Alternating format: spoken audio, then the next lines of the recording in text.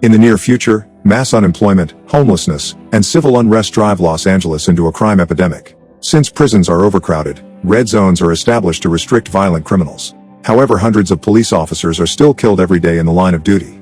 The government forms the Mercy Court, which uses artificial intelligence as judges, jury, and executioner. This reduces the need for lengthy trials, and suspects are judged merely a few hours after their crimes. The AI always assumes that the suspects are guilty unless proven innocent. After 2 years, this program has executed 18 people and cut crime by 68%, saving billions of tax dollars and helping people feel safe again. In a courtroom, Detective Chris wakes up strapped to a chair with a video promoting the Mercy program playing in the screen in front of him. Suddenly, AI Judge Maddox appears on the screen and announces that the trial can now begin since Chris's alcohol level is finally down. She tells him he was unconscious for almost 6 hours and asks him to swear an oath to tell the truth. After Chris does so, Maddox reveals that he's being charged with the murder of his wife. Bodycam footage shows a team of cops entering Chris's house. They find his wife Nicole bleeding on the floor and their daughter Britt crying next to her. Nicole has been stabbed, and when the cops ask her who did it, she answers Chris's name. He watches the video in horror and freaks out when he hears his name.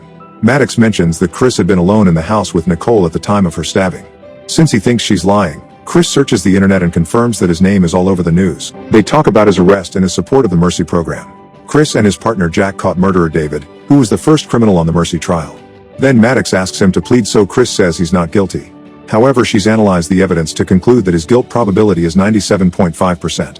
He must lower it to 92% to avoid execution, and he has 90 minutes to defend himself. He can use all the information in the Los Angeles Municipal Cloud, the database to which every person and company connects their devices as mandated by law. If he loses, the chair will kill him with a sonic pulse. As a timer appears on the screen, Maddox starts going through the evidence. Chris arrived at work at 8:51, but he never left his vehicle. Instead, he went home. Nicole refused to open the door for him and said he could talk to her through a lawyer. A frustrated Chris punched the camera before opening the door with his own keys. Nicole tried to kick him out before the door closed. Maddox fast-forwards the footage, explaining that Chris was in the house for 26 minutes. Shortly after he left, Britt came home from a sleepover and screamed. The investigation indicates that Nicole had been stabbed by a right-handed man and that a single wound was enough to chip her spine and pierce her liver. Fresh traces of Nicole's blood have been found in Chris's clothes. After leaving the house, Chris went to the bar to drink, which he tries to deny. Footage from the bar's security camera shows a very drunk Chris fighting the cops when they try to arrest him and even getting tased. That didn't stop Chris from running out of the building and trying to take a random civilian's car, but the cops jumped on him and knocked him out. Chris doesn't remember any of this and Maddox blames it on the alcohol. He wants to talk to Britt, but the trial only allows calling witnesses and juveniles are excluded. For now, she's staying with her maternal grandparents. However, rules also say that if the deceased was known to a person, they can send a message to ask for a call in times of grieving. Chris tries a few different words, but he doesn't know what to say, so he lets Maddox send Britt the automatic message. Rules also say that the criminal can speak to their sponsor. A video from Rob from Alcoholics Anonymous appears on the screen scolding Chris for not calling him when he had the urge to drink. Rob worked with Nicole and he called the police when she didn't show up for her shift. When the video ends, Maddox goes over the couple's profile. Chris and Nicole started dating 20 years ago and got married after 3 years. A year later, Britt was born. Their lives were happy until Chris lost his partner Ray in the line of duty, which pushed him back into alcoholism. This slowly tore the family apart and Nicole started to consider getting a divorce. Her messages to her family and friends indicate that Chris has lost his temper 57 times in the last 6 months. Another video shows Britt talking to a guy that Chris doesn't recognize. It turns out Britt has secret social media accounts where she posts her party outfits. She tells her friend that her mother is crying and that her father often gets aggressive. At that moment, Britt calls Chris and has a breakdown, so he assures her that he didn't kill Nicole and that he's been arrested by mistake. Unfortunately, Britt's grandfather forces her to hang up. Maddox reminds Chris that he only has 1 hour and 8 minutes left. Chris calls Jack, who is still working on Nicole's crime scene. Chris checks all the case files on the screen before telling Jack to show him around the house. A reconstruction of the crime scene appears on top of Jack's tour. In the living room, there's a broken vase on the floor that may have been defensive. In the kitchen, they've found Britt's bloody footprints and bloodstains on the wall, indicating a struggle. A broken plate shows that Nicole tried to defend herself, and there's a knife missing from a set that matches the stabbing weapon. Chris's fingerprints are on it, but he clarifies that he used it to cook. They've also found fibers, hair, skin, and DNA that match Chris. Next, Chris checks Nicole's phone record since he remembers seeing her texting after their fight. There are no text or calls that match that time, so Chris asks about her work phone. Maddox didn't know that there's a second phone, so she gets the number from Chris's call records and calls it. In the house, Jack hears ringing and follows it to a car outside. She breaks the window and retrieves Nicole's phone, only to discover it's a black market unit that isn't registered to the municipal cloud. The only calls and texts on it were sent to another black market unit.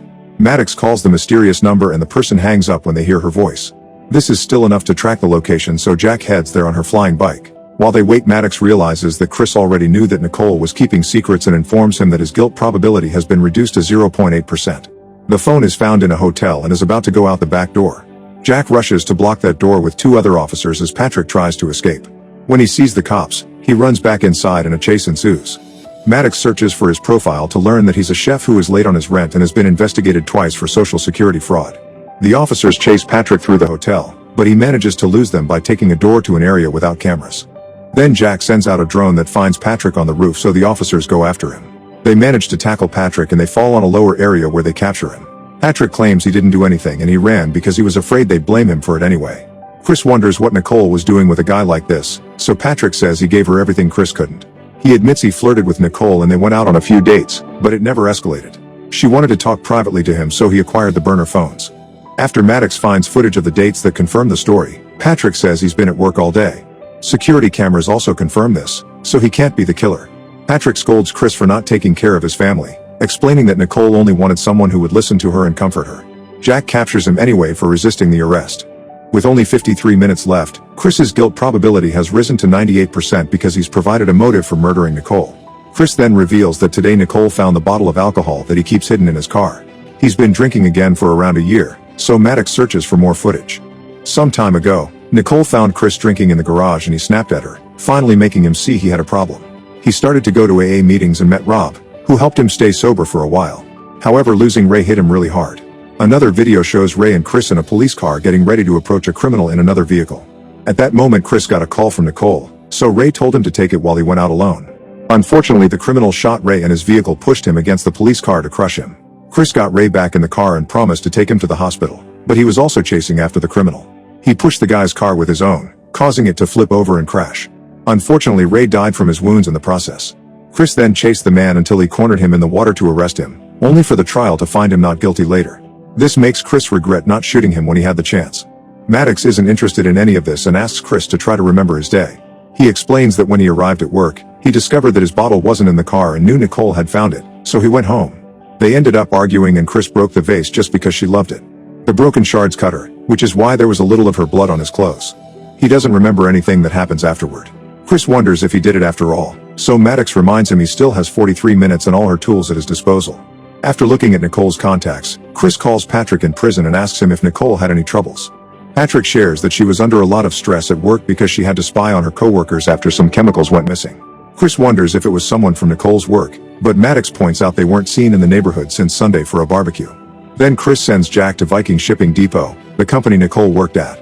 While he waits, he watches clips from the barbecue to identify Nicole's coworkers, yet Maddox says they all have an alibi for today.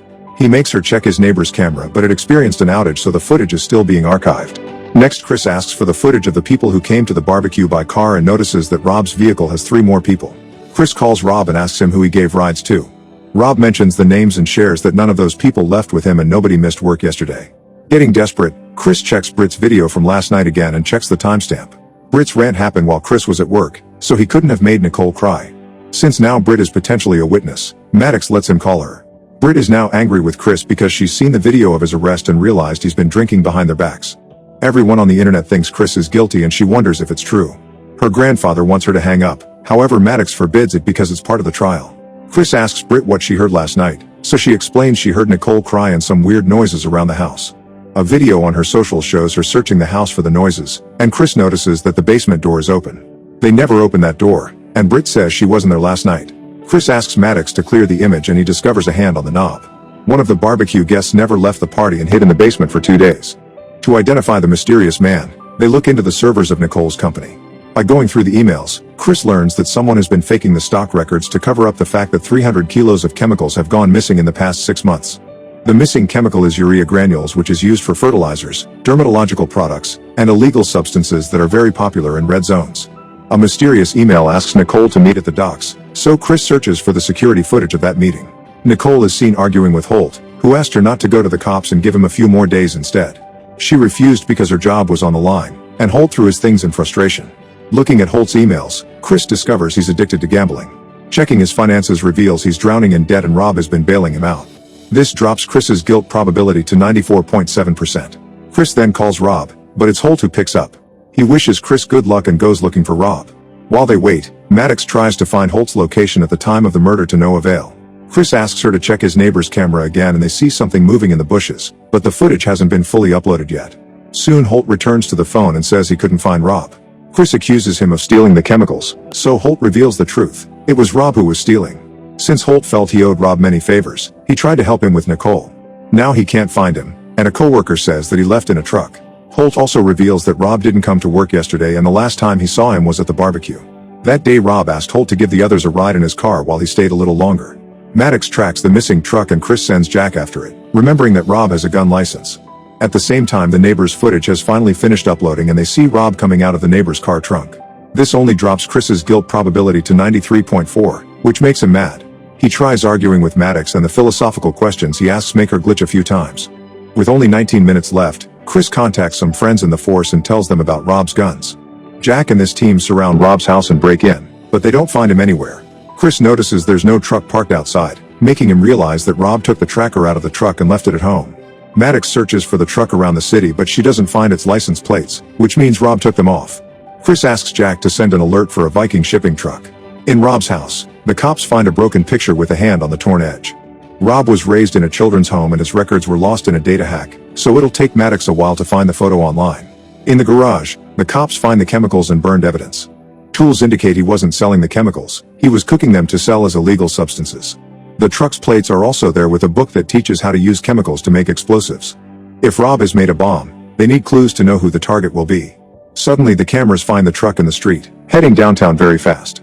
At the same time Maddox finds the rest of the old picture and reveals that the other boy is David, the first criminal killed by Mercy. David and Rob were brothers, but Rob was adopted alone and his surname was changed by his new parents. Rob befriended Chris after David's death, which means it was part of his plan. Chris realizes Rob wants revenge and the bomb is coming to the courtroom.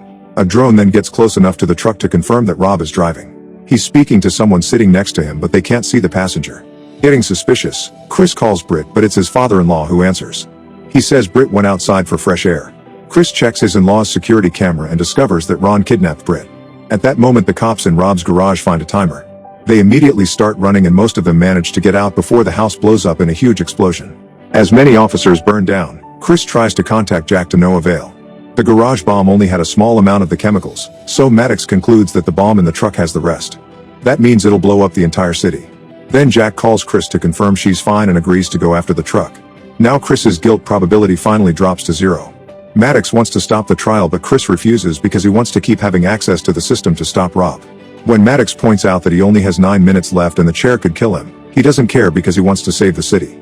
This emotional logic makes Maddox glitch, so Chris explains to her how they can work together for the greater good. Maddox agrees to continue with the trial. Police cars are now following the truck. They try to block it many times, but Rob always dodges them or pushes them. As the news starts recording the chase, Rob drives faster and hits civilian cars too. A police vehicle ends up crashing into a store. When the truck reaches the bridge, a SWAT helicopter tries to lower one of its agents. More police cars try to block the way but Rob drives through them at great speed and the agent has nowhere to land. Jack has no choice but to order her men to take Rob out, ignoring Chris when he reminds her that Britt is also in the truck. Even Maddox agrees it's the best plan. A remote control car is sent out with an explosive and passes under the truck, however the connection fails and it doesn't blow up. Chris wonders if Maddox hacked it, but she doesn't answer. With only 4 minutes left, Maddox sends an alert to evacuate the area. Chris asks Jack to fly in front of the truck and sees Britt begging for help while he tries to make Rob see reason. Furious, Rob explains that David was innocent but when he's about to say more Jack opens fire. This makes her lose control of the bike and she falls off. The truck then crashes right into the court building. At the same time the chair starts getting ready to kill. Maddox doesn't answer because the power has gone out so the system is working on a spare battery. In the lobby, Rob uses Britt as a shield while shooting all the guards who try to stop him. With only 10 seconds left, the chair begins to go down and Chris screams for help. Thankfully Maddox comes back online and stops the trial just in time. Afterward Chris takes the elevator to the lobby and grabs a vest from a dead guard. He tells Maddox to get information on David and tries to calm Rob down, but Rob pulls out the detonator. Before he can press the button, Maddox appears on a screen and gives him the chance to clear his brother's name. Rob swears he talked to David at the time of the murder, but Maddox says there was no phone on David when he was found next to the body. While Rob argues with Maddox, Britt bites his arm to free herself. Chris immediately jumps on Rob and they start fighting for the detonator. As Rob keeps firing his gun, Chris manages to pull some cables from the detonator to shut it down. Then he kicks the gun out of Rob's hand. He grabs the weapon and points it at Rob, desperate to avenge Nicole. Britt cries and begs him not to do it. As Chris hesitates, Rob insists he was on the phone with David the whole time and that he called the precinct. Suddenly Jack shoots him and Chris has to stop her from firing again to finish him. Rob says that he talked to a woman in the precinct and she promised she'd check David's call history, so whoever arrested David knew the truth. Maddox checks the precinct's calls and confirms that someone looked into Rob's history to find his call with David. Chris remembers it was Jack who arrested David and demands the truth. Jack refuses to talk, but Maddox is now checking her history. The phone had been in the evidence box but Jack took it away and threw him in the river. Then Jack admits she did it to prove to the public that mercy works and keep the city safe. Chris says that what they need is justice and tells the other officers to arrest her. Afterward Chris runs to reunite with Britt. Maddox realizes she's killed an innocent man and wonders what she's done. Chris says that like humans, AI can make mistakes and they also need to learn from them. Make sure to subscribe and turn on notifications so you can watch more videos like this. Thanks for watching.